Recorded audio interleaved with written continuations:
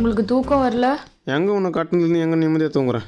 ஆ இல்லை இந்த கட்டு இல்லை, 1/4 மணி நேரத்துக்கு ஒரு முறை காலுக்கு நடுவில் கட்டரும் கட்டிக்குதா, அதான் நிம்மதியாக தூங்க முடியல. நீ தூங்குமா, நான் தூங்கிக்கிறேன். உனக்குன்னா வந்து இந்த ஃபேனில் காற்றே வரல, தூங்குறதுக்கே ரொம்ப சிரமமாக இருக்குது. பேசாமல் நம்ம வீட்டுக்கு ஒரு ஏசி வாங்கி போட்டுறீங்களா? இப்போ நான் என்ன கேட்டேன்?